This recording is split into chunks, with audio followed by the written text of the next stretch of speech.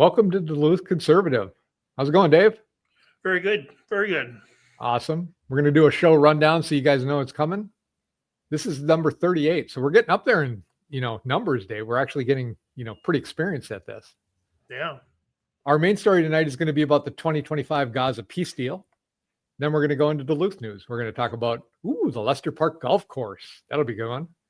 Another death threat against Turning Point at UMD. We're going to talk about some Duluth City Council stuff and Duluth homicide victim and some local stuff going on, the Duluth haunted ships and the Bentleyville stuff, tour of lights. So that's coming up.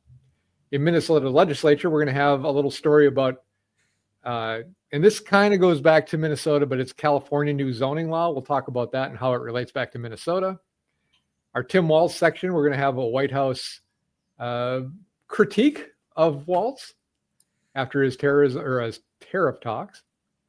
Then we're going to talk about some Minnesota news. Keith Ellison not knowing anything about Antifa. Jimmy Kimmel not knowing anything about it. In fact, we have a pool of people that don't know anything about it. We're going to talk about the Anoka County accusing the DFL leader of misusing the legislative process for something with Anoka County. We're going to talk about ICE arresting a Kenyan national who is the director with the Minnesota Department of Education. And then we're going to go on to national news. We'll talk about the Gaza deal again, Dominion voting systems being sold, Democrats in Napa during the shutdown, Shumer calling for an insurrection, some Bernie Sanders stuff, Department of Justice stuff, and Letitia James. That's going to be a fun one. And a license given to somebody whose name was no name given, which is pretty cool. International news, we're going to talk about some UK stuff. There's a lot of stuff going on in the UK. We'll talk about that. And in health and fitness, we're going to talk about Doritos, which is my favorite topic that we're going to talk about tonight. So let's kick this pig and get her started. What do you say? Sounds like a busy night. It is going to be a busy night. We're going to have to start doing this twice a week. Yeah. Our main story, historic peace deal brokered by Donald J. Trump. So haven't been able to do this for 50 years. Donald J. Trump comes into office 9 months later. He's got this historic peace deal put down. Now, it has a couple different phases. So the negotiation, the first phase of the agreement, phase one is the hostages and prisoner exchange. So hostages were going to remain, the 20 remaining live hostages were going to be given back, which I believe they have been. And then Israel is exchanging that for roughly 1,900 Palestinian prisoners held by Israel. There's kind of a lopsided swap going on here, but that's being done, and I think that's being done now. I think the next phase is making sure that the dead bodies are also being brought back. So that's going to be in place. And then there's other phases that are going on here that I don't think we're privy to, or it's going to take a long time. By no means is this, this is solid. We're all done. We're all done.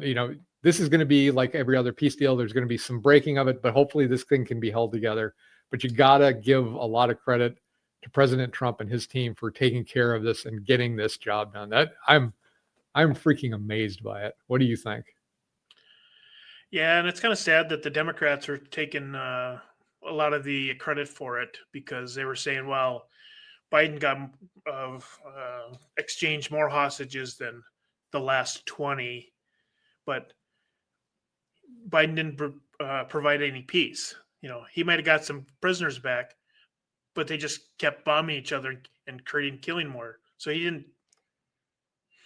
Yeah, he got some hostages back. Then we can congratulate him on that. But he didn't solve any problems. No, he didn't. But that's not the point. You don't make any money by solving the problem. Right. So. I saw that too. A bunch of people are trying to take credit for this. It's the same thing. If you can't create something, you just wait around, take credit for it, say it loud enough and long enough, and people will start to believe it. So hopefully they don't start believing this, because Obama had 8 years, Biden had 4 years. They didn't achieve it. This happened under Biden's watch. I can't blame Biden for this happening. This is an attack by Hamas onto Israel and started this whole thing, but still, he didn't do any progress. He was trying to negotiate with Iran. He was trying to give them money to get a deal done. Trump just came in, bombed their nuclear facilities. That seemed to really kick things off. So Right. I heard a lot of he's going to start World War III by doing it. Turns out that wasn't the case. Thank God. And we've got this peace deal. So all I got to say is excellent. Good job. I'm glad somebody could do it. And I guess that was the question that I've been asked all week, and I really can't come up with an answer. And maybe you can answer this question: is why? What is it about President Trump that he can create a peace deal where nobody else could? What is he doing that's so much different than the other ones? What part it was charisma? What is he doing that's creating peace? My answer to that was number one, because he wants it, whereas the other guys had no incentive to create peace. And number two, I saw a great meme. It was Obama on the phone with the terrorists, and he said, and Obama was saying, "I want to negotiate," and the terrorists like, "I'm going to blow things up." And it was Biden, "I want to negotiate." The terrorist, "I'm going to blow things up." Go to Trump, "I'm going to blow things up." The terrorist, "I want to negotiate," because he's willing to go in there and do it if he has to, but he doesn't want to, right? Yeah. But I really think it comes down to the first. It's a desire to actually do what you have to do to get this done, and he sees a deal can be made as long as you're working with reasonable people.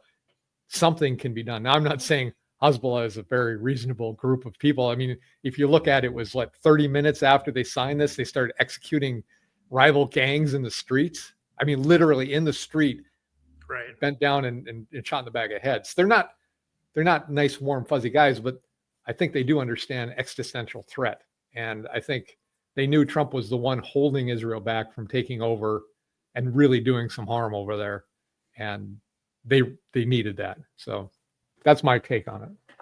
Yeah, and that's kind of the way that I was thinking, was he does what he says. Yeah, absolutely. So you come to the peace table or we're going to bomb you. That's it. And they knew where Biden doesn't have a backbone, Obama doesn't have a backbone.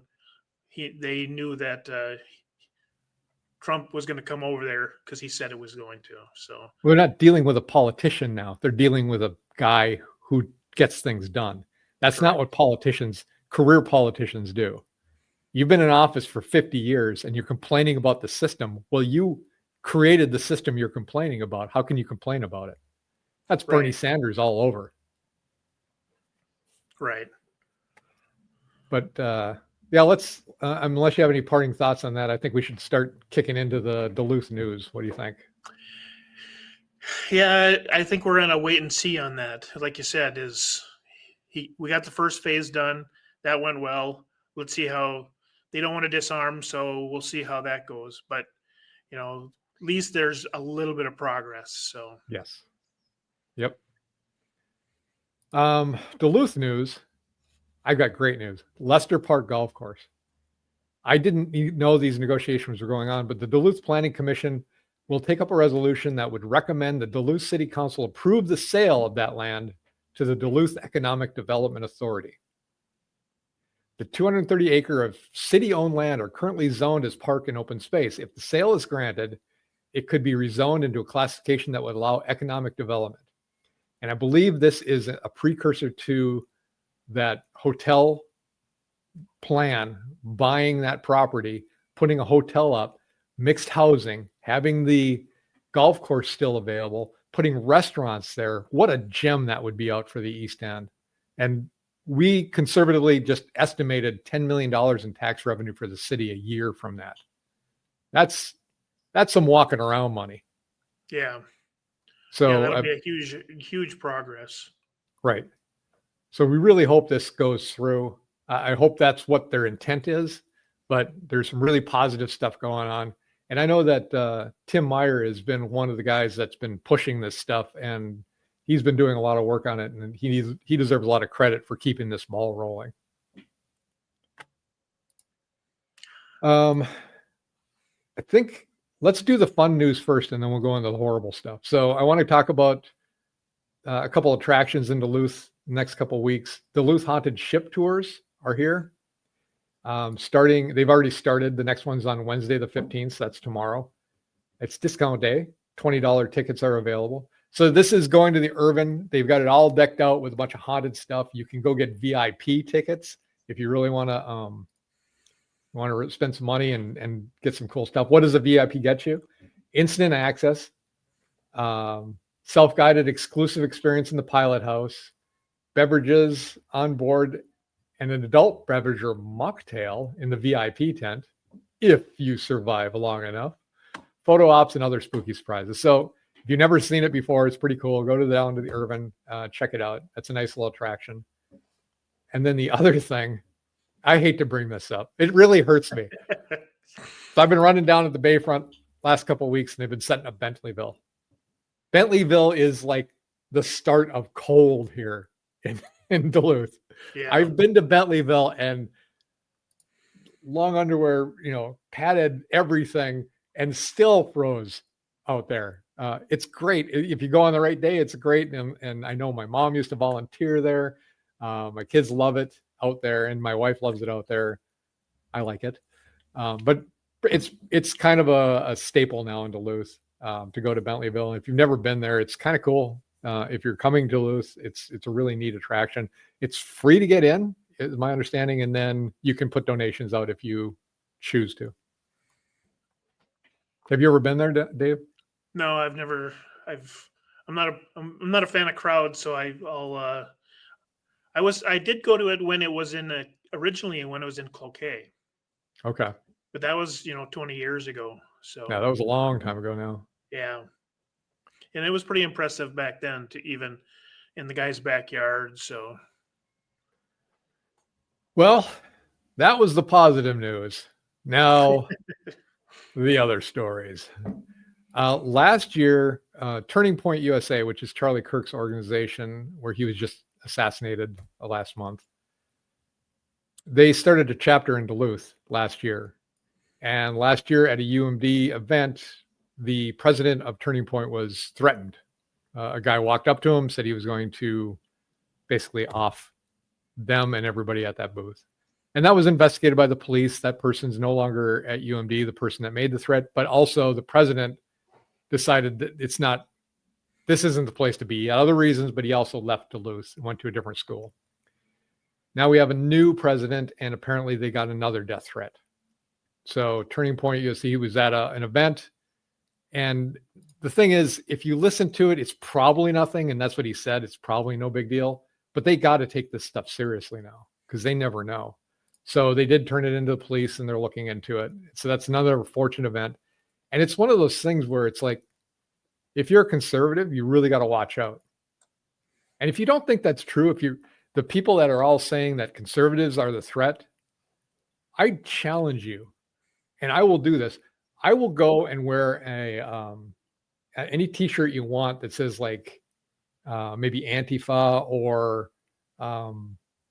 LGBTQ or whatever. I'll go to that, and I'll go to a conservative place or a Trump rally and see how people will treat me. And not say anything, just wear the shirt and just walk around.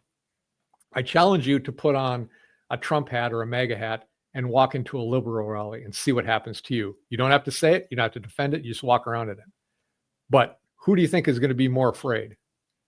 I don't think anything's going to happen to me.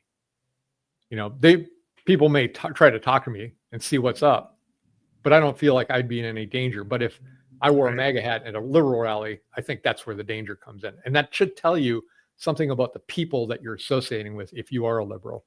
And try to look at that a little bit, just to open your eyes a little bit to the behavior of the people in that organization. Yeah. What do you think, Dave? You're going to take me up on that? Wear your MAGA hat at the liberal rally?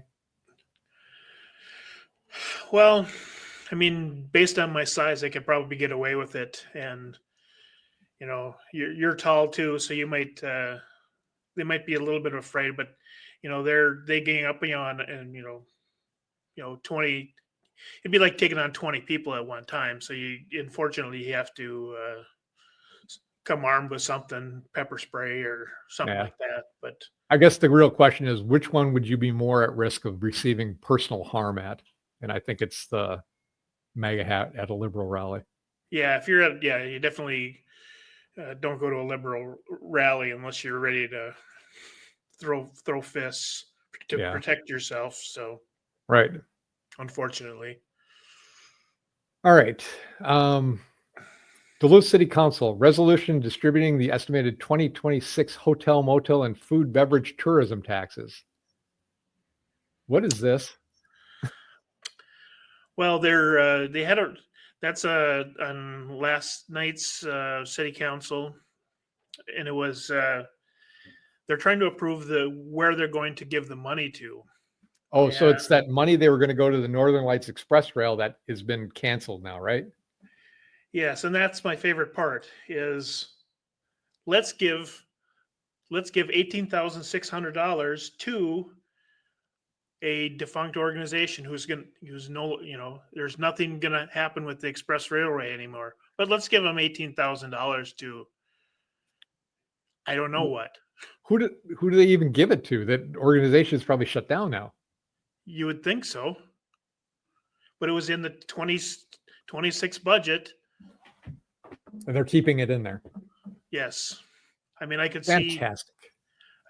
see giving it. They gave some money to the deck. They gave some to other Chum and other charities, but this isn't. This is a dead deal. This is a done deal. Right. But it's still in the budget, and they approved. So Hey, I was going to mention that now that you brought up Chum and getting money from it. And I think it's a good idea to have Chum do this because that's what they do well. They take care of people that are homeless and everything. But I went to their site and they have political opinions and ideas for how politics should run. And I don't think a charity institute, a nonprofit, should have that kind of stuff on it. Do you have any thoughts on that? I think if you're getting state money and we're funding you, you have no position on what we should be doing politically, and you should have no lobbyists.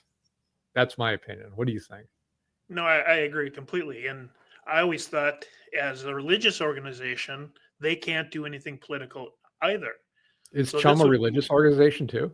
No, not that I know of, but still, Oh, I think it would fall under the same heading as a nonprofit. yes. So you have a religious nonprofit and a non-secular nonprofit, but both shouldn't be getting into politics. Right. We even discussed it last week about the board, the city council is not supposed to have any affiliation when you're voting for them, so they shouldn't be getting endorsed by the DFL or the RNC. That should be out. If they shouldn't have that, then neither should a charity. Yeah, I don't think anything that's nonprofit should be able to lobby or have political opinions posted. They should do the job that they're being basically given the right to do without taxes, but keep your opinions to yourself. And that's not money that should be spent. If you're getting donations, it shouldn't be going to lobbying lawmakers, in my opinion. Right. Exactly. All right, that was a little of a side. Duluth ID a homicide victim. No arrests have been made. It was the 5th confirmed homicide in the city this year. Chaz Tony, 35, died of an apparent gunshot wound on the 200 block of East 3rd Street, which is just down the street that way. So that's unfortunate. We don't like to see that. Hopefully they find the person that did that and bring somebody to justice. But remember, that's a perceived violence in downtown Minnesota that we talked about the 5-year plan from last week. That's perceived violence. That's actually not. It's not actual violence, just perceived. So it's and like we said, you can perceive it and it can be real. But they use perceived to act like it's not real. It's just fake. You're just thinking of that. Yes, and that's what I thought that was humorous too. All right. I'm going to go into Minnesota legislature, and I'm going to talk about California. Two things about California. I don't have a link to the second one, but the first one is California signed into law new laws overriding local zoning ordinances to allow 7-story residential facilities that are within a certain range of public transportation. So you may have your city, you think you control your city as a local citizen, but you don't, because the state overrides it. We're going to put these massive high density buildings in wherever we choose, and you have no choice about it as a city. You have no say. And the reason I bring that up is because we had the same kind of legislation attempted here in Minnesota a couple of years ago by our 8B Minnesota legislator, Leash Kozlowski, was the one who introduced that. And it was to be able to override any city zoning laws, to be able to put high density housing wherever they chose to. And so when I warn about being like California, it's because California actually does this stuff. We're attempting to be like California, but for right now, we've been staving it off. And that was a miracle we staved that off, because that's when they had the trifecta. And if you want to be able to say that you own or you have a say in your local zoning, the city is the most basic level you have political power. That's where you have the most power as a citizen. And then it gets less as it spans out to the federal level. So that's just crazy. All right. Do we want to hear what she has to say about it or no? Let's put her on. I can't remember what she said. Californians, you are not going to like this. Gavin Newsom just... You see, Newsom got on and stopped her feed right there. Well, SB 79, that is the controversial bill that overrides local zoning. All right, kill that thing. She basically says the same thing I was saying. But the second thing I wanted to bring in is, did you see the number of bills that they signed into law? No, I didn't see that. I think it was like 1,300. Wow. So what did we have this last session? How many proposed laws do we have? It was some crazy amount too. It was like 5,000, I think. Yeah, it was way up there. Now, they didn't talk about majority of them, and we didn't pass a lot of them, but my God, California is just crazy now. They're over legislating everything down to a very fine thing. So you can't do anything and you will get taxed for anything you do. Right. Yeah, everything's a tax to them, and that's what they want. They want complete control. They want unlimited tax money. And they were talking about, I did hear about SB 771, where they were talking about fining social media companies for stuff that's posted online. So that's basically killing free speech. Right. Yeah. They're trying to shut down the places so nobody can say anything. And it's going to be much like Great Britain is then. Yeah. And we'll get into how stupid Great Britain is eventually. So, all right, shall we move on to my favorite story of the night? Yeah, he's always for a good laugh.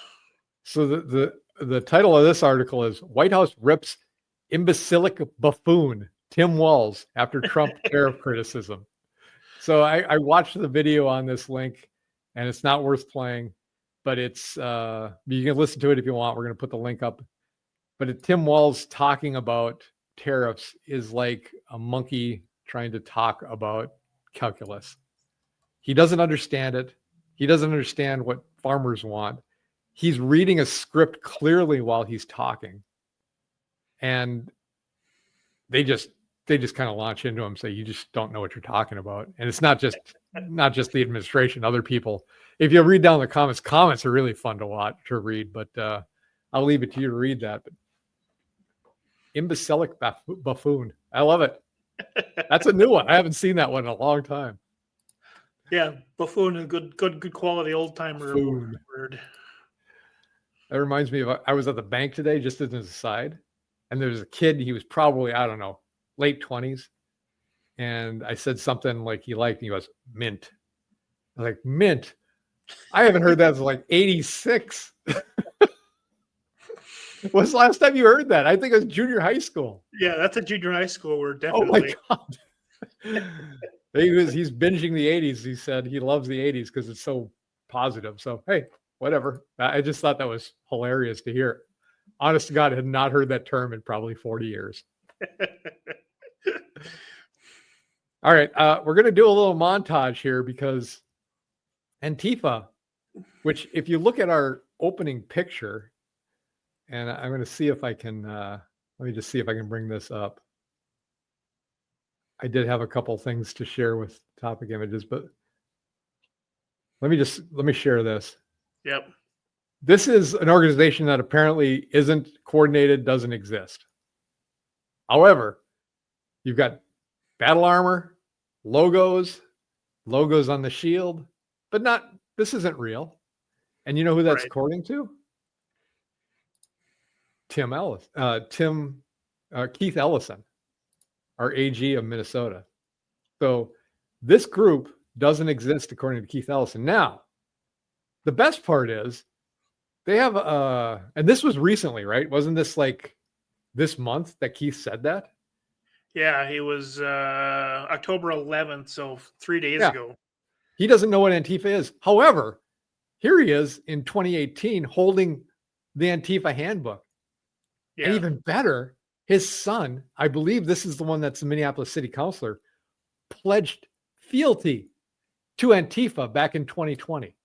Now, the fact that he's also a city councilor, which I believe he is Yep. scary enough. I can't tell you that for sure, but Keith here he just lies, apparently. I mean, you can't say in 2018 that you support something and have their handbook and then say in 2025 you don't know who they are because Trump has declared them a foreign terrorist organization. So if you're associated with them, they're coming after you. And Yeah. wouldn't that be funny to watch Keith get perp walked? I just love it. So Keith said that, but you know who kicked it off? Jimmy Kimmel. I think he was the first one, and then the script went out. Jimmy Kimmel says, Antifa doesn't exist. And I watched the video, and I can't stand listening to this guy talk anymore. But Right. that was the script. So if you go on to the next one now, Dave, it's not just him. When Jimmy said that, the next day Keith said it. And then I came across this great video here that Dave's going to pop up that just kind of goes through the talking point. I think this is it. That's it. Make sure the volume's not muted. There you go. No Antifa. This is an entirely imaginary organization. There is not an Antifa. Like, I don't even know what Antifa is. There is no group. It's not even like far-right groups like the Proud Boys and Oath Keepers compared to right-wing extremists. No. Antifa-linked violence is rare and limited. It isn't an organization. It is a. You can cut it. It basically is all 8 of these people. One of them is that woman in the top middle was a CNN or an MSNBC anchor, which we're going to come to later in a different story. But yeah, they got the memo and now they're denying it ever existed because they can get people that watch those shows that don't get any other news source. And they're going to be thinking, yeah, it doesn't exist. There's no evidence of it. Right. And they keep talking about the right-wing extremist violence, and I'm still having a hard time finding any. Like, I look for evidence of it, and I don't find it. And we talked about this a little last week, was they consider anything that is like white supremacists doing something as right-wing. Well, how do we get lumped in with them? That doesn't mean they're right-wing or conservatives. They're just racists.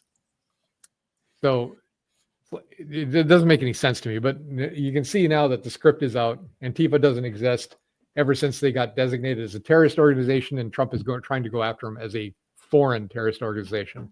If he does that, he can sick the military on them, which the amount of problems they cause around the nation, the billions of dollars they've caused us, that's a good thing. And because if they can tie it back to George Soros, they got him. they can RICO him too, and his son. And that's the main thing is to stop the money flow coming in. Yes. Make it a grassroots. If they can protest all they want, make it a grassroots again. But then they won't have the money to be violent like this because no one will bail them out of. We'll stop Kamala Harris from bailing them out. Right. We'll stop. With her Minnesota organization. Yeah, letting the criminals loose on us. Thank you, Kamala. You've been very helpful for Minnesota.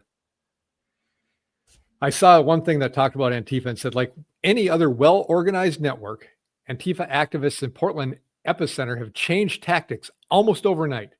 They're pulling back from their typical black bloc outfits, physical assaults and intimidation, and donning inflatable cartoon animal costumes instead. And I saw that too. And I think that's to get around the tear gas that is sprayed. And I saw one of these cops take a mace thing and spray it right into the air hole that each one of these things has. I don't think that man was a happy man, but you couldn't tell. He just looked like a big Tyrannosaurus running around. Yeah, and they're not organized yet. All of a sudden, everybody shows up in inflatable outfits. Right. Yeah. So they're obviously being that organized picture. somewhere. Yeah. Look at that picture. Those shields with the logo, with that Antifa handbook, with that logo, that doesn't just materialize. Right. And those things aren't cheap either, right? Those shields and all that armor, that's not cheap stuff. So it's coming from somewhere. And just like when they had the BLM riots and there was pallets of bricks showing up in cities where they were rioting, that's not coincidence. No. Yeah, someone's organizing it. Someone's paying it. So for Trump to declare them a terrorist organization is a huge step forward and putting a stop to the violence. You can protest all you want. That's fine. Mm-hmm. Do it like the 90-year-old women that are down on Superior Street and Lake Avenue every other day. Right. They're protesting, which is fine, but they're not being violent about it. So right. I'm not like, yay, we're going to put people in jail and look at them beat up these guys. That's not what I want. Stay away from these. Don't antagonize the ICE agents. Stay within a zone so they can get in and out and they won't come after you. And if they come after you, then there's a problem. I'm not cheering on that they're getting beat up, but when they go and just are completely obnoxious, you get right in their face. And then if the cops try to respond and arrest them and they go crazy, they act like they did nothing wrong. And these guys are coming on them in the street and they're just walking down the street and getting attacked. It's not the case. So just stay away, protest reasonably and stay out of their faces. And then they had snipers on roofs and stuff. So it's getting out of hand, but I'm glad it's being tampered. As more of them pay consequences, as more of them are arrested, I think you're going to see less of them doing this activity. So they're seeing consequences to their actions finally. Right. And if they really want to protest, then get naked and ride your bike downtown. Yeah, I have a link to that we want to go into. It's like, you got to get your fetishism in there, don't you? There's all these protesters. If you didn't see it, these people stripped off all their clothes and rode bikes down the street. And it was just, you can't unsee that.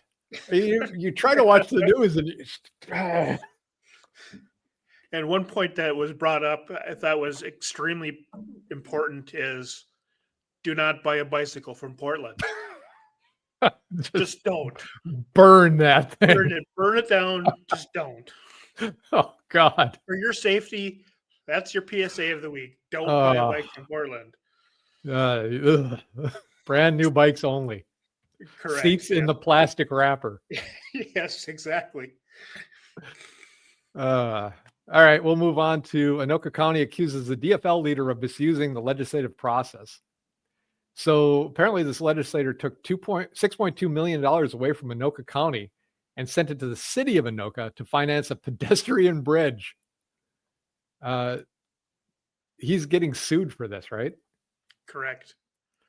So, boy, I wonder what the penalty is if they find him guilty. Do they lose the money and he has to pay something, or does he have to pay the stuff back himself? That would be an interesting thing, huh? Yeah, I don't know. They never really say what the consequences were, but basically he took money out of where it was allocated and put it into his own personal, what he personally wanted. And so they would basically, what it boiled down to is the money would have to get moved back into what it was originally written down for. But it seems like there should be a penalty in addition to that. Yeah, there should be. The thing I And- like is they're actually holding somebody in a position responsible for it. This is a representative. That's who they should be going after. Not these, all these seems like all these crimes, all these lower level people are going away, but none of the leadership goes. So I'm glad they're at least bringing it up to the right level. Yeah, and this guy, he took over for Melissa Hortman, who was executed, and so he's basically the number one Democrat in the House or the Senate. I don't remember. He doesn't like inherit her title of leader, though, does he? Or does he? They or voted he's him- already in there, and They voted him. he's They up. voted him in, and then Okay. he instantaneously started breaking the law. Fantastic. Yeah, so we Might as know well what get a kind head of start. we know what kind of human being he is now. So And the next story is ICE has arrested a Kenyan national who is a convicted sex offender and has been hired as a director with the Minnesota Department of Education. This isn't the same guy we've been talking about the last couple of weeks, is it? Is this a new guy? I got to see this article because we had been talking about a guy that was in the Department of Education I that think got it's the past same- their screening. I think it's the same guy. It looks like the same guy. Okay. I thought it was a different guy. Well, anyway, after the sex offender conviction, a judge ordered him to be deported, but a federal judge overruled it. Fantastic job. And like we were talking about before, we've got to fix this judiciary problem. We got to fix this soft on crime problem. We got to fix the prosecutors not going after people and the judges letting them free. And judges should start being held accountable. If they let these guys go that are repeat offenders and they offend again, the judges have to pay some penalty for that if they're letting them out early. Otherwise, it's just an endless cycle. Are these judges elected? It would be the next question, I guess. Because Some are elected and some are appointed, right? You're right. And if those are elected ones, somehow we need to be able to see at the ballot box what these judges have been doing. Yeah. Or do your research before you vote, I guess. Yeah, and that's I know there is a person out there trying to get that organized, so we know who the bad judges are, so we can unelect them and put a stop to this garbage. Yeah. All right. We're moving down to national news. We already talked about the Gaza deal, so we won't go into that anymore. But here's a really interesting one, and I sent you a text on this after I found out it happened. Dominion voting systems were sold to a company run by a former Republican election official. It says voting systems made by Dominion, one of the most used voting system companies in the U.S., were used in 27 states during the 2024 election. So now that they've been sold, I sent you a text that said, if the Democrats are either going to scream about election integrity now, or if they don't, then you know there's something wrong with the company that bought them. Right. So all of a sudden, CNN has now put out something saying, this is awful. These voting machines can be rigged. We've seen 2 elections where they're saying they can't. And now that it's been bought by a conservative, now they're saying they can. In my personal opinion, it doesn't matter who owns them. We need to go back to paper ballots, and we need a line of sight for all these votes and be able to go back and do auditing. And it has to be a lot better. I don't think voting machines are a good idea. It's too possible to change them and corrupt them. And I know that. And I know how to do it. I know how to do it in the old systems, and these are not that sophisticated. And you'd be amazed at how well people can figure out how to mess up a machine or change things things you would never think of. They're brilliant people that know how to do this. And they've been doing this for 50 years. So Yeah, and paper ballot. You talked about the source code on it, because that's your area of expertise, and how they're not presenting it out, so you can look at it. Right. There's something called open source and closed source. So the difference is open source is, like it kind of indicates in its name, it's open to everybody. Anybody can take a look at what the source code is doing. And that's what our cryptography stuff is. That's our cryptography code is all open source. What that gives you is the benefit of, you may think, well, that's no good. Then somebody can go in there and figure out how to hack it. Well, that's not true. You've got so many eyes on it that it's almost impossible to put something in there that somebody won't find. Now, if you have a closed source system, then that means that only the company that's running the software knows what the code is doing. And if that's the case, there's always a way you can put a backdoor in that and nobody will know it and nobody knows how to prevent it. So open source systems is the only way to go if we're going to have election machines. But I think that there's no reason that we still can't do paper ballots in this country. They do it in lots of other countries. They do same day voting. We should be calling elections by, voting should be done at a certain time. It should be a national holiday so that everybody has the day off so you can go vote. You want to make it simple for people, do that. Yeah.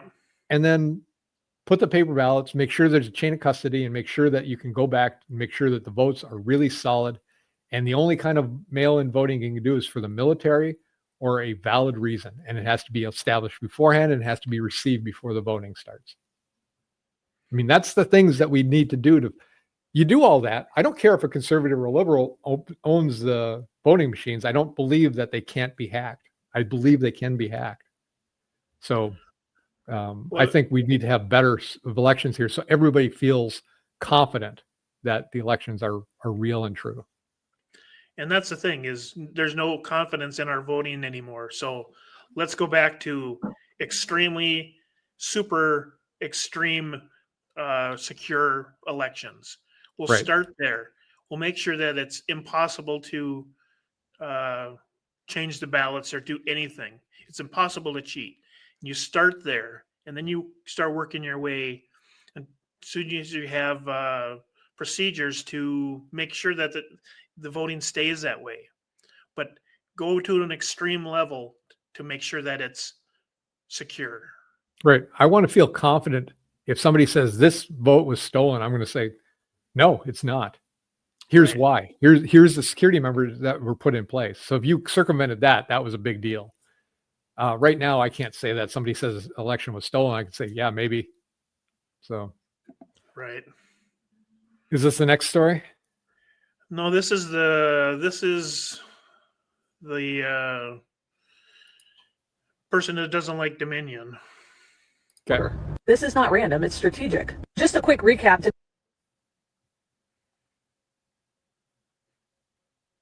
I guess we don't find out what she thinks. I think I'm going to have to do the videos that have sound. Dominion was the company that Trump allies were literally freaking out about conspiracy theories about a rigged election in 2020. Now someone that aligns with the same political movement owns the fucking company. That means one of the largest systems used to count and verify your votes is now under control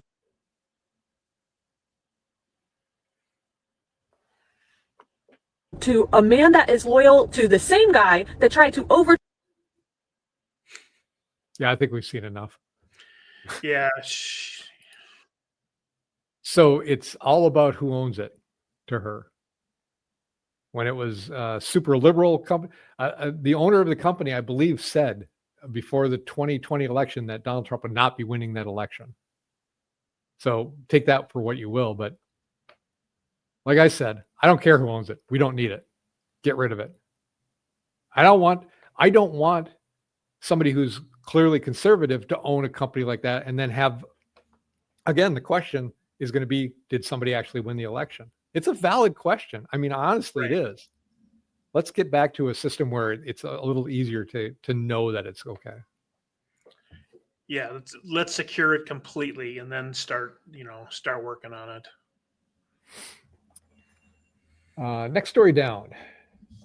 Democrats are having a party in Napa Valley during the shutdown. So if you think the Democrats are really concerned about you as if you're a federal employee who's not getting paid, or think that, have screamed and cried about the government shutdown being so bad the last few years, they're having a party and not really hurting themselves. I think it's really hard to be hurt when you're worth millions of dollars. So they don't understand what it's like to live paycheck to paycheck. Even well-paying federal employees, the way cost of living is now, it's not easy. It's not easy to go 4 weeks without your paycheck for a lot of people. And look at that retreat. Holy cow, look at that castle. That's kind of nice. What is that? I'm sorry. Chelsea 45 flaunts her huge size in new bikini. I can't tell if that's supposed to be positive or not, but I'm sorry. I digress. I thought this was I thought Breitbart was a left-leaning site. Do they have a picture? Oh, well, okay. No, we better not. Okay, so that's Napa. That's a beautiful location. They're having their little, millionaires meeting at the Democrat Party. The next one we're going to talk about is Chuck Schumer apparently has called for an insurrection. He's calling for a forceful uprising for the Letitia James case. Now, Letitia James is a woman from New York, an AG, who she ran on a campaign that she was going to go after Trump. That was her whole campaign. Yeah. She's going to go after Trump and she's going to put him in jail. And then she won and she did just that. She went and they changed laws and went after him for problems that weren't even there. So he borrowed money and they say he overestimated the cost of his house or the property value of his house. Yeah. Yeah. So he got a loan bigger than he should have. Well, here's the funny thing about banks. They verify before they actually give the loans out. They don't just trust you. Hey, Dave, how much is your house worth? $10 million. Oh, wow. Okay. Well, here's your loan. That's not how they work. No. They get an assessment done and then they give you money based on the assessment. Plus the bank said there was no harm. There's no wrongdoing. And he paid back the loan. But she went after him for that. And then with a rigged jury or whatever it is, the judge, they found him, guilty. And they charged him some massive fine too, like $450 million or something like that, right? Yep. So way high. So I don't feel particularly, and she said she was going to do this. She did it. Now they found somebody else has brought her up on a case of mortgage fraud where she's buying properties that are not her primary residence, but she's getting a sweet deal because she's claiming them as primary residence or non-income housing, but then she's charging rent for them. So, and she's been doing this for many years. So now they brought her up on charges. Well, according to the Democrats, that's weaponizing the Department of Justice. That's weaponizing government. And so for a legitimate claim for these things she signed up on, it looks like it's clearly fraud. It's alleged until she's proven guilty, but they're going after her. Right. And would they be going after her if she didn't go after Trump? Maybe. I don't think it would be this news, but they could have gone after her. So here's Chuck Schumer in his little pad, and he's asking for basically a forcible uprising because of this.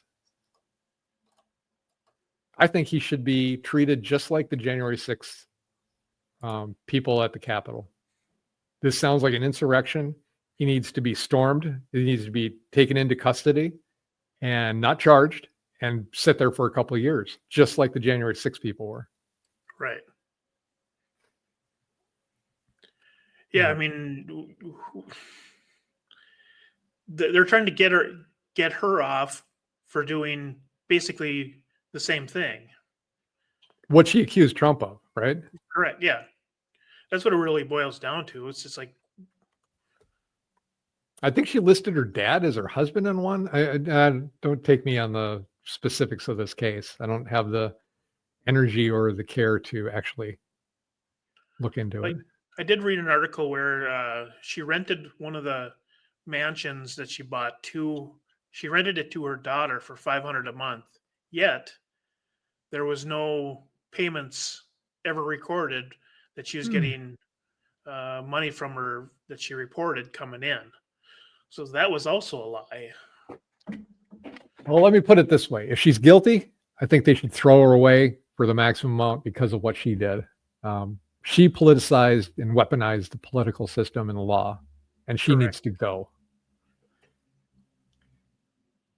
The next one I want to talk about is Bernie Sanders. Bernie Sanders was first elected in, I want to say 1977. Is that right? Quick. Yeah, Google that sounds about right. Yeah, because he's been in office about 50 years, so that's pretty close. Yeah. Oof, man, that's sad. It's getting to be that way. So he is the longest serving independent in U.S. congressional history. He's listed as an independent. How about that? Yeah. Well, he's a socialist, so what do you expect, I guess? His other party was the Liberty Union from 1970 to 77. So let's see, U.S. Representative. Well, anyway, let's say he's been in for 50 years. Well, he thinks our healthcare system is on the verge of collapse. Well, Bernie, you've been in government that many years. What have you done about it? What are you doing about it?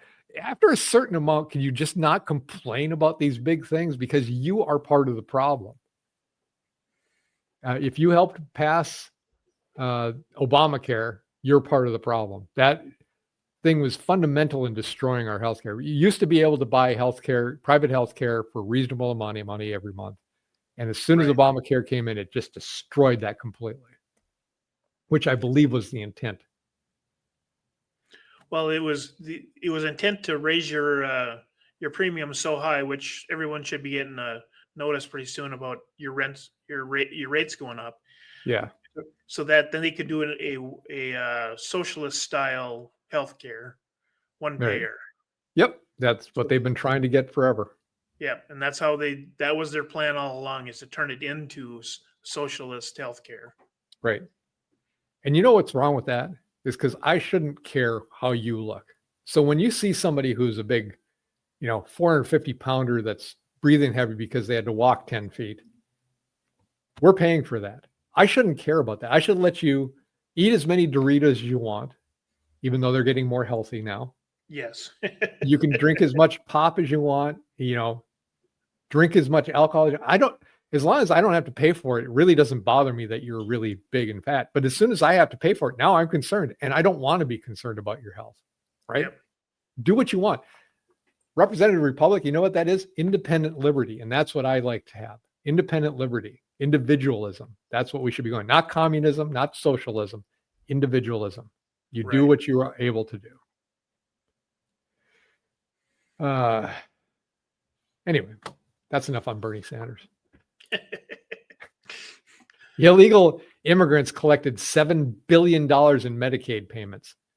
Improper payments cost about $30 billion every year. Now, this isn't the illegal immigrants. This is all in just in total.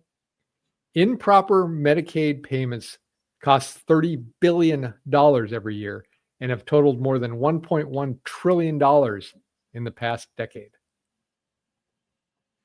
This is insane amounts of money. Yep. Think of what we could do with that money back in our pockets. But 1.1 trillion, I mean, we're $37 trillion in debt right now. We can't be spending this anymore. We have to start. Why is Bernie with her? Maisie? Oh my God. And just think, all these people are on Lake Avenue and Superior Street and up at the Coppertop Church protesting, right, saving money so their payments don't have to go up. Right. Let's see. Yeah, I would. Yeah, I mean that would make me mad too. I would protest saving money. Yeah. We need to ban coupons at grocery stores because that just. I know we have a thing on our taxes where we can, click to donate like $1 or $5 to political party or whatever it is. Yeah. Why don't they? And I don't know that they have this because I haven't done my own taxes in a long time because they're complicated. Do we have a line that just says, I want to donate my refund back to the government, or I want to donate, this much money just back to the government? We have a lot of people here in this city that seem to want to be able to do that. So why don't they do that? I think they can. That'd I be think great. I think you can still just pay whatever you want if you want to donate more. It doesn't have to balance as long as You have a as long minimum as- amount, but you don't have a maximum amount. Well, you can put in I think you can put in as much as you want. You just fill out what you're supposed to pay, and then just send them double that, triple that, and just let it sit there on account and just keep. They'll find a use for it. Oh yeah. They'll Well, find not a way. good use, but a use. So A use. Let's see. Department of Justice sues 6 states for private voter data and voting rolls. Minnesota is one of these, right? Oh yeah, definitely. So the Department of Justice is starting to go after the voter rolls for different states because they think there's abnormalities in there, and they're not saying what they want to do with it, and they don't have a ending time for what they're going to do. They just want the data. So I don't know why the states aren't giving it to them, because it's not telling you who voted or who you voted for as a voter. It just says you voted, Correct. right? And that's how they can determine if who voted should have voted. That's it. Yes, and that's why Minnesota won't give it theirs over. According to Steve Simon, the Secretary of State, he won't give them over because that's part of the reason why. He needs to know why they want them. Why? And I guess I would counter with, why wouldn't you give it? Well, the state law says they need to present a reason. So, and that's what Simon is arguing. He said, well, our state law says you have to give us a reason why you want to look at them. So that's why he's not doing it. I think that's pretty shaky. I think it's shady. I think they're trying to hide something. What they're trying to hide is how many illegal immigrants illegal aliens they've let on vote in our system, because they give them IDs, right? Indistinguishable from you or I have one. Correct. Let's let me share this one, Dave, because I think I want to see the video on this. Yeah. So this is CNN, and this is it seems like the only thing CNN does is cover for Democrats. So let me just get this all set up here and queued. One moment, please.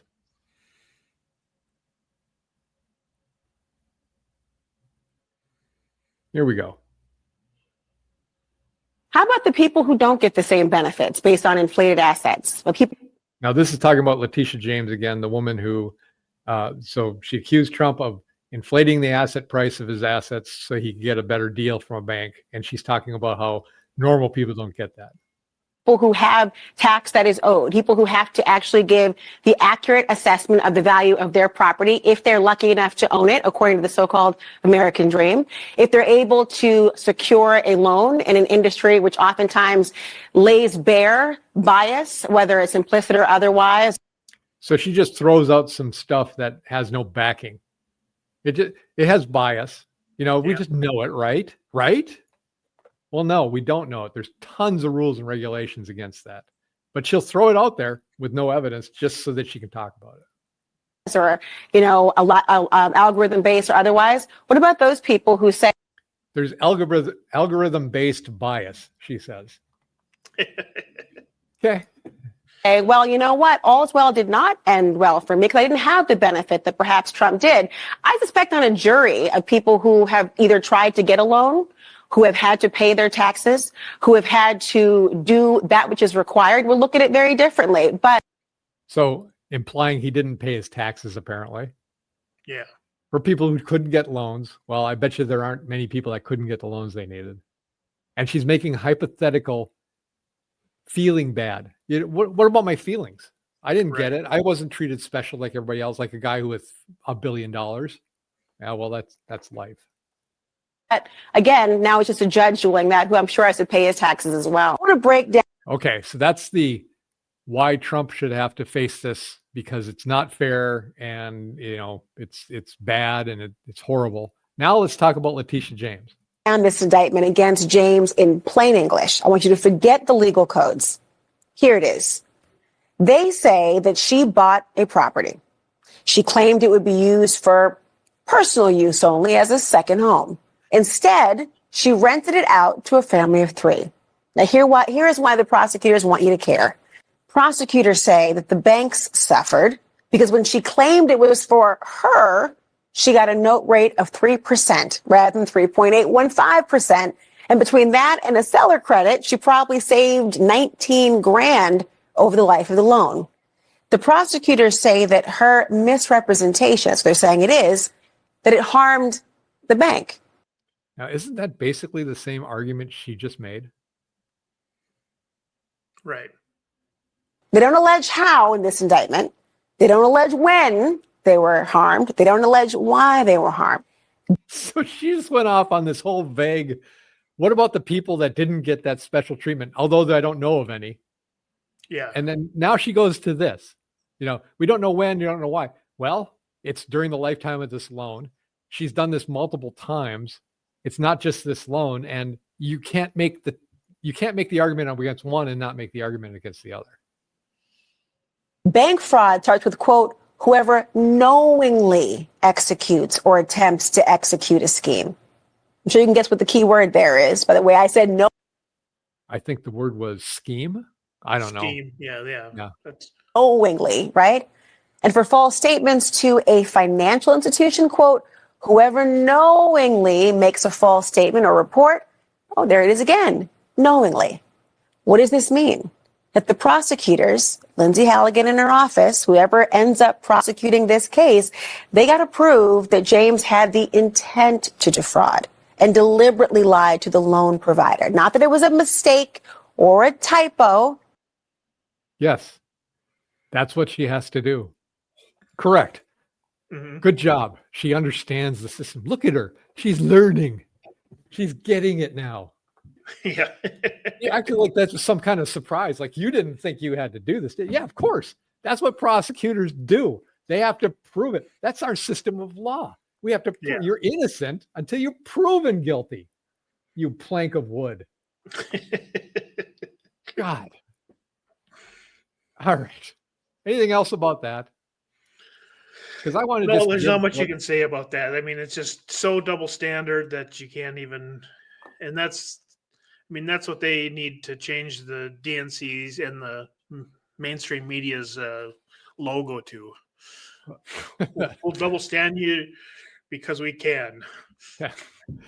If we didn't have double standards, we would have no standards at all. Yep. But let me give you a quote. And this learned legal professional. When powerful people cheat to get better loans, it comes at the expense of hardworking people. Everyday Americans cannot lie to a bank to get a mortgage. And if they did, our government would throw the book at them. There simply cannot be different rules for different people. Letitia James. Good job, Letitia. You talked yourself right into a problem. So if she's guilty, throw the book at her. She can write it 100 times on her prison wall. Right. Just to make sure she understands. And then here's the last one, because we covered the last one. So a guy got arrested, I believe, and he was pulled over and he had a real ID. You know how they got a real ID and they got the star in the corner? Yeah. So pop that thing up and it'll kind of surprise you what his name is on his license. You scroll down a little bit. His name is No Name Given.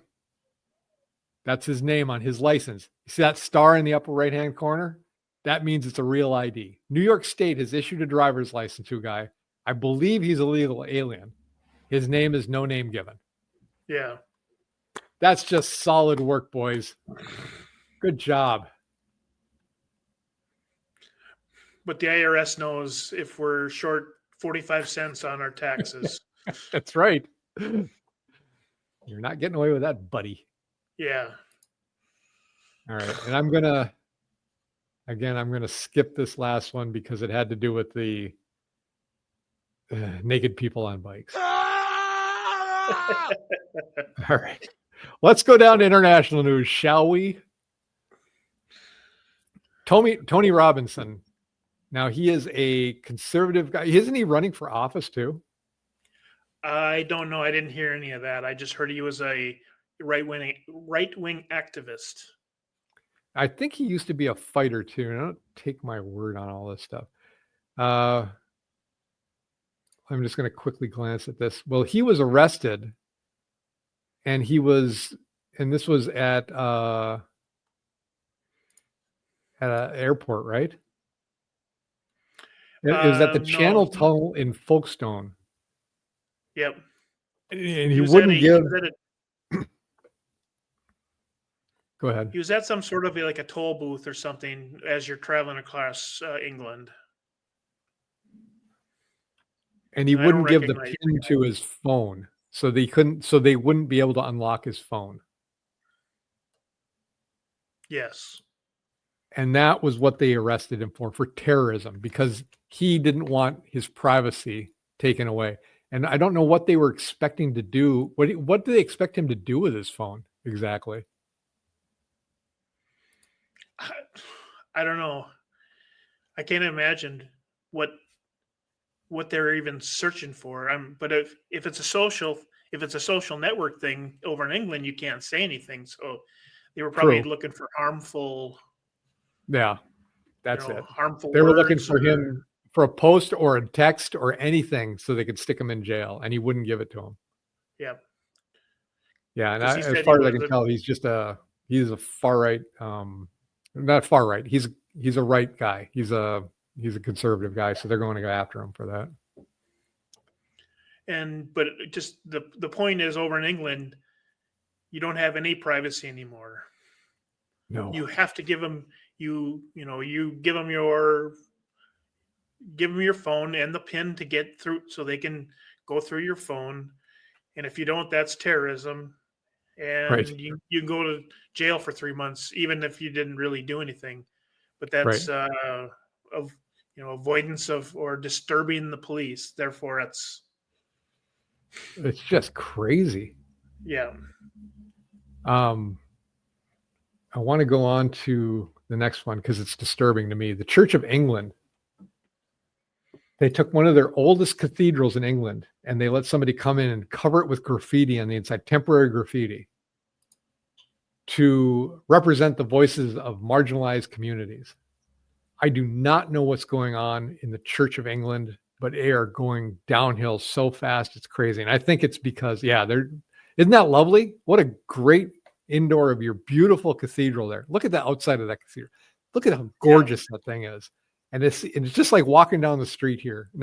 It's not that bad in Duluth, obviously, but I've seen it in places in Minneapolis that are just like that. Why would you do that to your beautiful institution where people go to pray? That is ridiculous. Right. Yeah, it makes zero sense. And that was on top of we talked about it last week, but in the Vatican, they now have prayer rooms for Muslims, and they did that for the bishop, or one of the higher ups in Sweden, I believe it is, for the Church of Sweden. She wanted to take down all the crosses off the church and put in prayer mats for Muslims. Well, this is a church. It's not a Muslim space. There's places for Muslims to go for that. And I don't begrudge them having places, but not in a church. Church is for Christians and Christian things. They'll take your kindness and they will use it against you. And I don't know what these people in these churches are thinking, but they are definitely not pro-Christian. I don't know how that happened.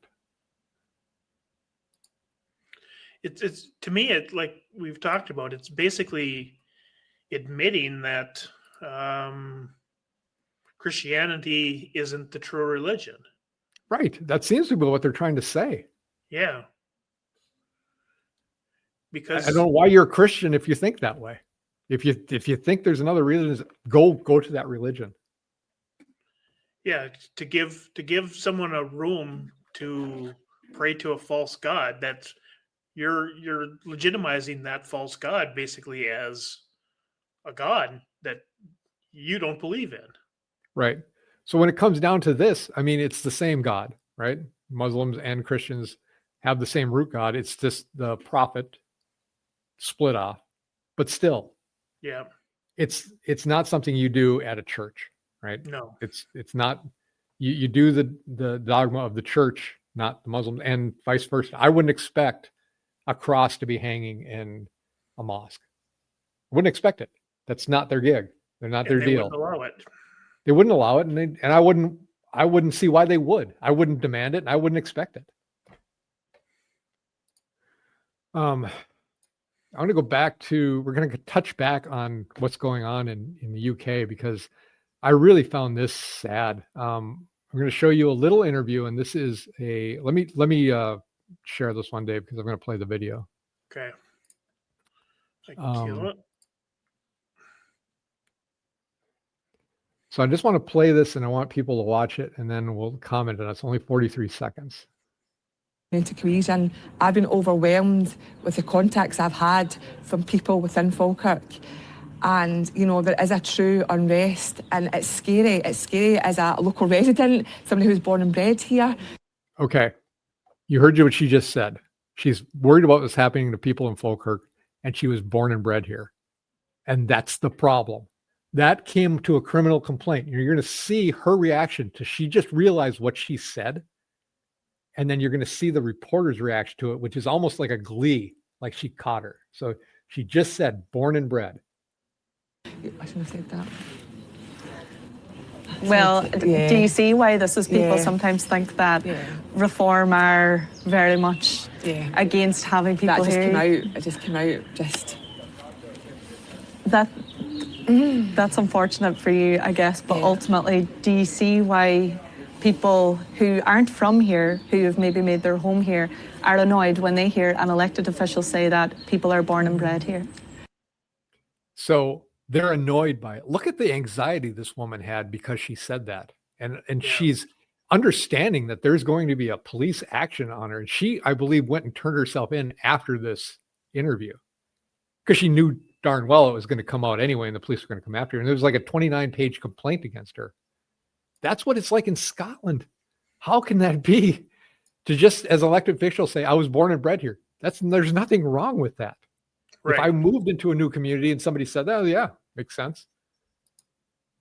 I don't mind it when Native Americans, we've been here for centuries. Yep, sure have. I mean, that's not offensive to me. But in Scotland, you can't say that because they seem to have a real, they're really pushing to replace the native population there of Scottish people.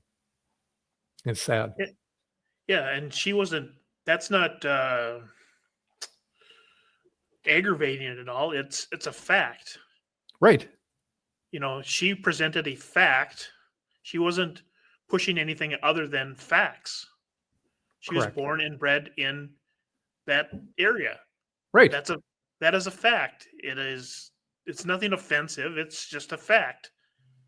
It's there. The sun is out. It came up from the west. That is a fact. Right.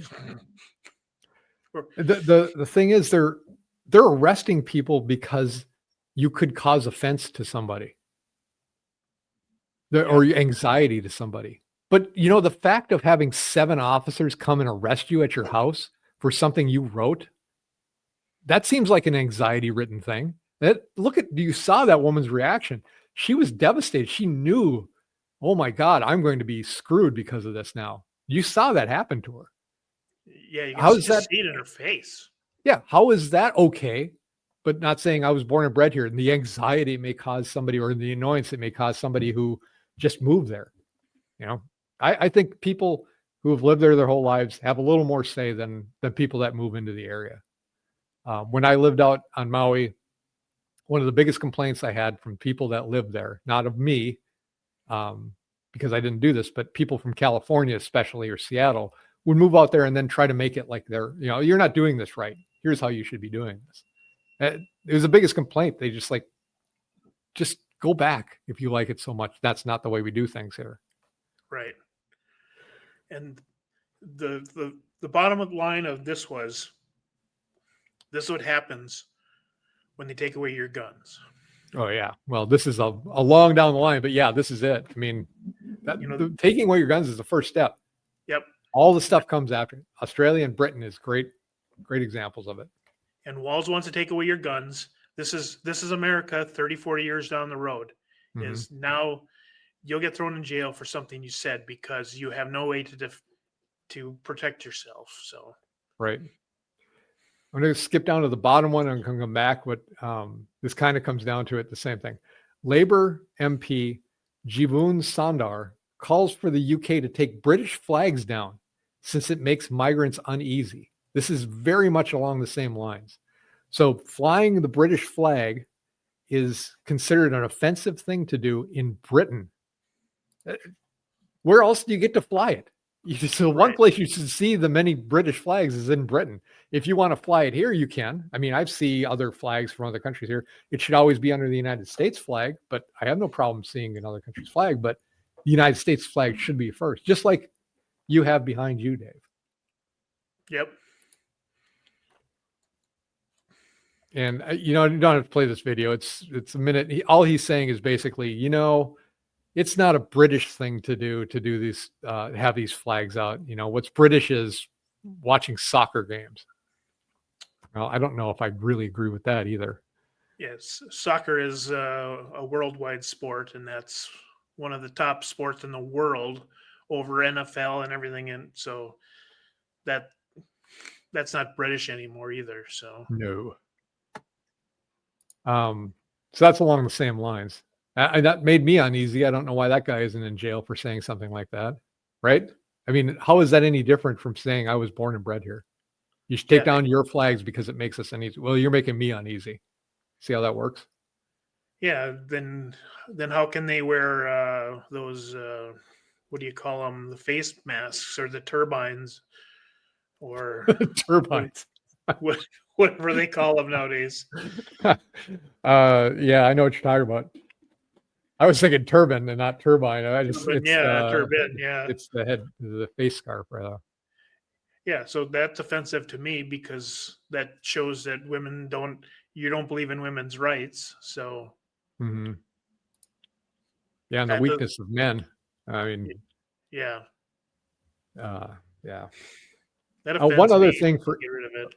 Last thing for England is in the UK, there's a charity run. And you can't, if you're a woman or girl over the age of 12, you're banned from going to it. So this is happening in a Western nation. Where are the protests for this? I would actually go and protest something like this. But why would you ban women and girls over 12 years old from being in a run? Right. And it's being banned by a mosque who's taking part in the run. It's a fun run. So how is this happening in a Western nation? This is crazy. That's what's happening in the UK now, and at hyper speed, apparently. Yeah, that's completely ridiculous. You're supposed to, especially in the UK, right? They're allowing for one group to do something and the other group not to do something. So right. They're completely off their rock guards on this one. So we're gonna get rid of that mess that was on the screen. Oh my God. Yeah. All right. Anything else with international stuff, Dave? Yeah, just if you're traveling, don't go to England. I seen another story where they'll have digital IDs in the next year in Europe. So you won't be able to travel. You won't be able to get a job. You won't be able to. You'll have a social score just like China. You have to put all your fingerprints down for 5 fingerprints, I believe. Yeah, 5 fingerprints. They will take your photo ID, or they take your picture, scan your retina to find out who you are. That's in the next year. You basically don't go to. You won't be able to go to Europe after next year. So. Yeah, pretty bad. Unless Trump has something to say about it. I thought them exiting the European Union was going to make Britain better, but they've really accelerated what they're doing. Yeah. All right. And not in a good way. So No. Health and fitness. We only have one story. I started running further, so now I'm running 4 miles, by the way, Dave. that's awesome. Not liking it, but I'm doing it. We'll get you to 13.5 or 13.2. Ugh, dreading it. And then Doritos are getting a bold makeover with ingredients change. It's going to be Doritos and something else too. I think it was going to be Pepsi or something, but Doritos are getting a bold maker with ingredient change plus protein option. It's going to target the red 40, yellow 5, and yellow 6 dyes and snack packs. I think it's directly because Kennedy is in charge and he wants to make people healthier by getting rid of additives that are dangerous to them in food products. Correct. Not that eating a lot of Doritos is good for you, but it can be less bad for you, right? I like Doritos myself, so as long as they're salty, I'm good. I'll eat them. I like them. I like the spicy ones myself, but as long as they're better. Right. You want to be decadent? Put them in have some top of the tater with them. It's like you can watch your belly. Yeah, that's how you get stuck in chairs.